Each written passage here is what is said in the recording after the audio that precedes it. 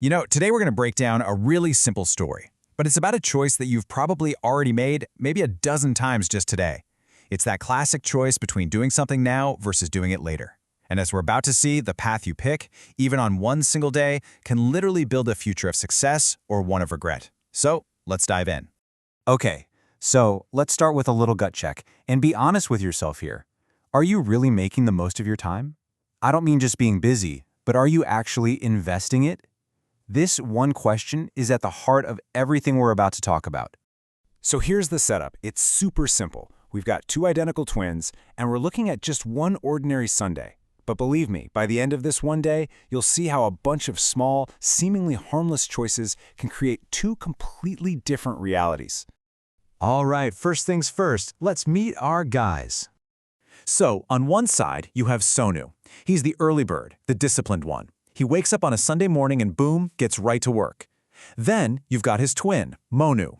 Now he also wakes up early, but his first thought is to go and play. This slide pretty much lays it all out for us. We've got the proactive planner versus the carefree procrastinator. A tale as old as time, right? Okay, so the scene is set.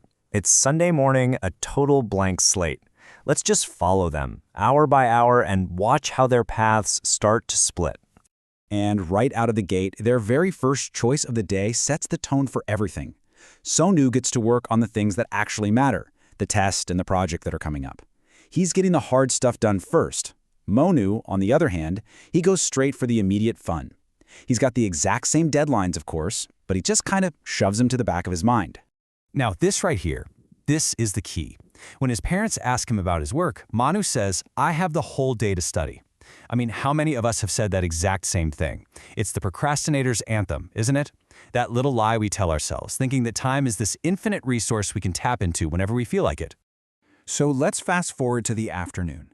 Sonu, because he invested his morning so wisely, is now way ahead of the game. He's literally creating future free time for himself.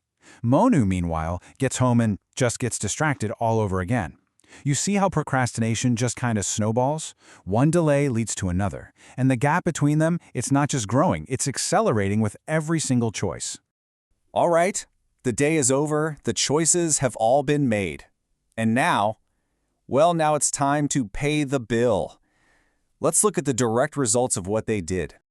So the next day rolls around and there's no hiding from the consequences. Sonu's preparation, it pays off with good marks. Simple. But for Monu, that bill comes due. He gets bad marks and, no surprise, a scolding from his teacher. It's just a straight line from cause to effect. And the damage goes deeper than just one bad grade. His mother hits him with a really painful truth. Quote, "You always lag behind others." Oof. And that, right there, is the real cost of putting things off. It's not just about the one task you didn't do, it's about the progress you didn't make while everyone else was moving forward. So what's Monu's response to all this? Does he take responsibility? Nope. When his father sees the test scores, Monu blames it on bad luck. It's such a classic move for someone trying to avoid accountability, blaming failure on some mysterious outside force instead of their own choices. But this is where the story pivots. Instead of more punishment, his father offers him a real lesson, some timeless wisdom that gets right to the root of the whole problem.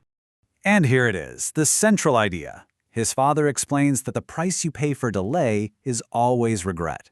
See, procrastination isn't really avoiding a task. It's more like taking out a loan from your future self. And it's a loan that you always have to pay back, with interest. And that interest is stress and disappointment. So his father then lays out this simple but incredibly powerful philosophy. It's a total shift in mindset. He teaches him that progress isn't some accident, and luck isn't something that just happens to you, it's something you make. That single idea completely dismantles Monu's bad luck excuse and hands all the power right back to him. So the story of the twins is over. But now, let's bring this back to you. What does this actually mean for the choices that you're going to make later today? The good news is, the lesson really sinks in. Monu has this aha moment. He finally understands the connection between his actions and the outcomes, and he makes a promise to change, to make his parents proud. It just proves that it's never too late to adopt a whole new way of thinking. And so we end right where we began, with a choice. This story isn't really about Sonu and Monu. It's about the two paths that are inside every single one of us. We all get the same 24 hours tomorrow. The only question is, which path will you choose to take?